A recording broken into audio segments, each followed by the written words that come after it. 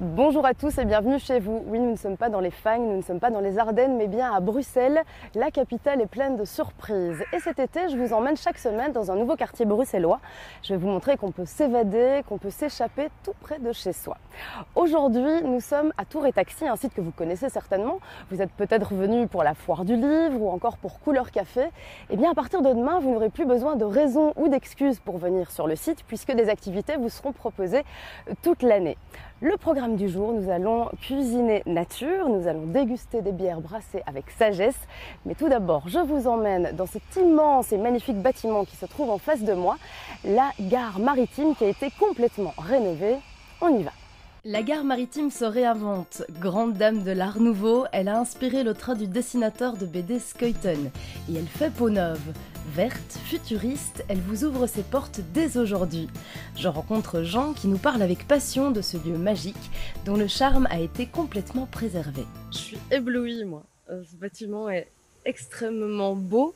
Il vient d'être donc tout juste rénové. Je pense que les travaux sont finis dans 2 semaines. C'est ça, donc ça fait 3 ans qu'on a commencé la rénovation de la gare maritime. Et oui, c'est effectivement un bâtiment assez bluffant. Chaque fois qu'on fait une visite, les gens ont la même réaction que toi. Ils sont là, waouh. L'idée du projet, c'est de réutiliser, de réaffecter le bâtiment. Donc donner une nouvelle affectation au bâtiment qui à la base était une gare de marchandises. Et nous, on en a fait, comme vous dites, un petit quartier où il pleut jamais puisqu'il est couvert. Mais on y a intégré des plantes, on y a intégré des jardins de senteurs, des jardins de couleurs. Et vous, ça fait déjà 15 ans que vous travaillez ici comme responsable de l'événementiel sur Tour et Taxi. Est-ce que vous avez l'impression qu'il y a justement sur le site et dans le quartier une sorte de moment de bascule, un moment historique où le site se réinvente, se transforme? Vous allez proposer des activités plutôt toute l'année que de façon ponctuelle, si je comprends bien. Mais le site est connu depuis 15 ans comme un lieu événementiel. Ça dit que c'est un lieu de destination. Vous venez à Tour et Taxi jusqu'à présent parce que vous avez un rendez-vous avec quelqu'un dans un bureau, parce que vous venez à la foire du livre, à la foire de la Brafa, peu importe. Tandis que là, maintenant, on est vraiment à un point de bascule où on dit on veut que les gens viennent à Tour et Taxi parce qu'il s'y passe toujours quelque chose. C'est un théâtre permanent. Avec la crise de la pandémie du Covid, on en a profité pour en faire une opportunité et on s'est dit que ce serait bien d'ouvrir la gare maritime déjà cet été, même si elle n'est pas encore tout à fait finie. Le restaurant, les commerces, etc. vont s'installer au fur et à mesure à partir du mois de septembre. Mais cet été, on va déjà faire plusieurs activités dans la gare maritime et à l'extérieur sur le site puisqu'il fera beau cet été. Bien justement, si on allait se balader et jeter un coup d'œil dehors, vous nous expliquerez alors un petit peu quelles seront les activités en extérieur qui auront lieu tout l'été. Un after work, je pense, des visites aussi. On y va ? Et oui, l'été sera riche en activités, initiation de cirque, basket, et si vous levez la tête, vous découvrirez à 4 et 6 mètres le monde des funambules. Vous pourrez même tenter l'expérience. Moi j'ai le vertige donc je passe mon tour, mais si comme moi vous êtes curieux, vous aurez la chance de pouvoir suivre de véritables guides sur le site qui n'aura plus de secret pour vous. On quitte maintenant le hall de gare, direction le quai des Poissons. Donc ici, on se trouve au Parc Bar où pendant tout l'été, tous les jeudis, vendredis, samedis et dimanches, il y aura la possibilité de déguster un cocktail, de boire une bière entre amis.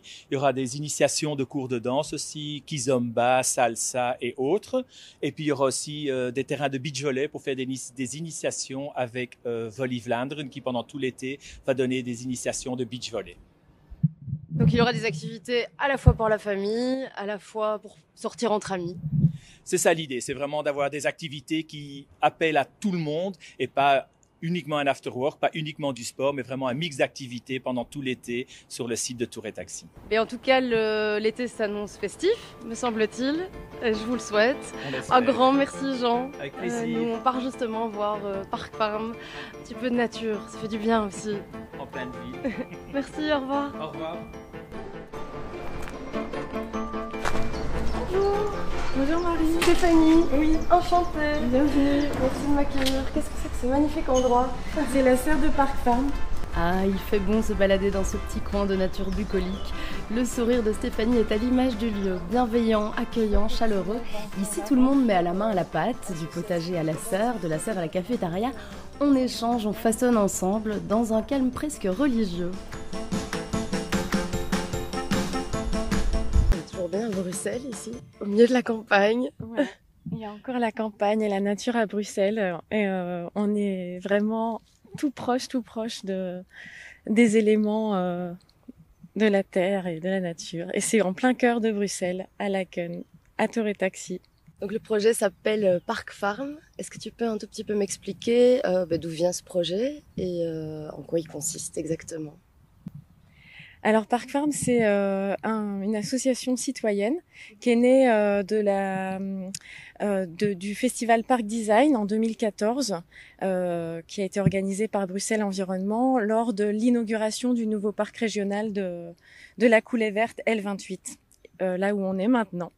Et donc ils ont mobilisé autour de ce festival la population locale, les associations locales pour qui participent eux aussi au devenir de leur ville et de leur parc, et qui rêvent un peu leur parc de demain, ce qu'ils ont envie d'y voir. Et du coup les habitants du quartier se sont vraiment beaucoup impliqués, et on a créé une association pour que toutes les infrastructures mises en place pendant le festival, qui devaient être temporaires, restent. Et donc on leur a demandé de pouvoir être les gestionnaires de ces infrastructures. Donc il y a notamment la serre, dans laquelle on fait beaucoup d'activités de sensibilisation à l'environnement, mais aussi de cohésion sociale. C'est-à-dire il y a une petite cafétéria associative tenue par des bénévoles. Il y a beaucoup de projets citoyens qui y font leurs réunions ou qui développent leurs projets ici. Et puis il y a le four à pain, qui est aussi une structure qui est maintenant gérée par le collectif autour du four. Et voilà, il y a plein de choses. C'est un peu une pépinière à idées, et au vivre ensemble, et aussi en bonne entente et dans le respect de la nature. Donc les Belges et les Bruxellois pourront venir cet été. Et concrètement, toute la semaine, il y aura donc des ateliers pour les enfants, je pense, notamment dans le potager, de l'herboristerie, c'est ça? C'est ça. On a les mercredis verts, donc c'est 2 fois par mois, le mercredi, des activités pour enfants gratuites. On a des ateliers jardinage tous les mercredis matins. On a une cantine tenue par un collectif de femmes du quartier, la cuisine voisine, qui est ouverte tous les mercredis midi et les vendredis midi. Donc des assiettes généreuses, à prix démocratique et aux saveurs du monde. Et puis il y a des ateliers d'herboristerie, d'upcycling, tout un programme pour l'été. Ouais, c'est vrai qu'on va pas s'ennuyer. Et donc la cantine, elle a lieu ce midi. Oui. Donc on va aller manger de bonnes choses, je pense. Et ce midi, c'est le couscous végétarien mensuel. Donc à la fin de chaque mois, le vendredi, c'est couscous. Parfait. On y va? Oui.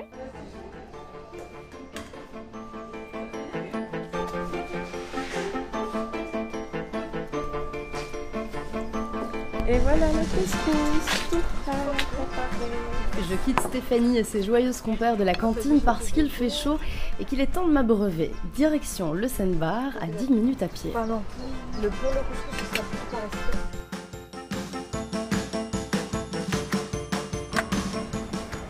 Bonjour. Bonjour. Le Seine-Bar, c'est avant tout une brasserie artisanale, la brasserie de la Seine que vous connaissez sûrement. Elle est née dans la tête de 2 Bruxellois amateurs de bière qui ont eu raison de croire en leurs rêves. Installés à Tour et Taxi, ils ont maintenant ouvert un lieu de dégustation. J'y rejoins Martha, fan de la première heure et maintenant responsable communication du projet qui grandit, tout en gardant son esprit d'origine. Donc ici on est au Seine-Bar, donc qui est lié aux brasseries de la Seine évidemment. Est-ce que tu peux m'expliquer l'origine du projet de la brasserie? Oui, donc ici on se retrouve vraiment dans un endroit qui est tout neuf. On a commencé ces chantiers il y a environ 3 ans. Et on est très content d'avoir pu ouvrir à Tour et Taxi. C'est un nouveau quartier. Ça nous permet d'avoir une salle de production plus grande et un espace, les Zen-Bar, qui permet d'accueillir les gens convenablement dans un endroit, dans un cadre qui sont très chouettes, très ouverts, ensoleillés. Donc on est très heureux. Donc pourquoi vous êtes installé à Tour et Taxi? Est-ce qu'il y a quelque chose de spécifique ici, un esprit? Est-ce que vous vous inscrivez dans un projet brassicole un peu plus large? En fait, tout est né d'un projet qui est lié au port de Bruxelles, de requalification de tout ce terrain de Tour et Taxi, qui était avant un terrain vague. Il y avait les festivals Couleur Café qui avaient lieu, mais il n'y avait pas les entreprises qui sont en train de s'installer en ce moment. Et donc c'est un projet plus général d'installation d'entreprises qui proposent de la fabrication du produit et du contact avec les publics en même temps. Et donc ça, c'était vraiment un projet qui nous parlait parce que une brasserie, c'est un exemple parfait d'une entreprise qui fait de la production et de la vente sur place en même temps. Et donc oui, on s'est inscrit dans ce projet qui est très excitant parce que c'est tout un nouveau quartier qui a une nouvelle vie, des nouveaux visiteurs qui n'étaient pas là avant parce que forcément il n'y avait pas grand-chose à faire. Et donc c'est chouette parce qu'on est aussi plus près du centre-ville par rapport à Molenbeek. Et donc oui, on est très contents. En fait, les deux fondateurs de la brasserie étaient des amoureux de l'amertume et des bières légères, sèches et faciles à boire. Et il n'y avait pas vraiment de brasseries, beaucoup de brasseries comme ça en Belgique. Donc il y avait les amis des Derank, chez qui on a embrassé aussi une partie des bières au début de notre histoire. Mais sinon à Bruxelles, à part la brasserie Cantillon, il n'y avait pas d'autres brasseries situées sur le territoire bruxellois. Il y avait plein de brasseries avant, mais qui ont bien fait faillite ou bien elles ont été absorbées par l'industrie. Et donc, ils ont décidé de créer une brasserie sur la base de leur amour pour un produit sans additifs, sans sucre ajouté, sec, amer et facile à boire. Et le succès de la brasserie est dû au fait que les produits sont authentiques. Les gens qui sont derrière les produits sont des gens authentiques qui ont envie de faire de la bière à Bruxelles pour les Bruxellois. Et donc c'est aussi le côté vraiment local de la brasserie qui a fait en sorte qu'on a eu autant de succès. Et d'ailleurs c'est pour ça qu'on a déménagé, pas parce qu'on avait des projets mégalomanes de croissance immédiate et des grosses productions industrielles, parce que la bière qu'on produit ici est encore produite selon un processus complètement artisanal. On a juste des installations plus grandes et meilleures en technologie. Et donc voilà, c'est vraiment un succès qui est venu du bouche à oreille et de l'amour que les Bruxellois nous ont porté au fil des années. Eh bien, on va les goûter ces bières. On m'a parlé d'une nouvelle Pils, la Zennepils, c'est ça? Oui, tout à fait. Donc l'année passée, on a décidé d'élaborer une pils parce qu'on trouvait qu'en Belgique, il n'y avait pas assez de pils artisanales. Donc il y a plein de pils industrielles, mais pas de vraies pils artisanales. Il faut savoir qu'une vraie pils artisanale est une bière qui est relativement amère, elle est houblonnée, elle n'est pas sucrée comme un Jupiler ou un Stella Artois. Et on avait vraiment envie de produire une pils, ce qui n'était pas possible à Molenbeek pour des raisons de technologie de la station de brassage et qu'on a enfin pu brasser ici. Et donc on a commencé à brasser la Zennepils et la sortir en fût. Et depuis quelques semaines, pendant le confinement, elle est disponible aussi en bouteille. Donc là, si vous voulez la goûter, je propose qu'on la goûte au fût.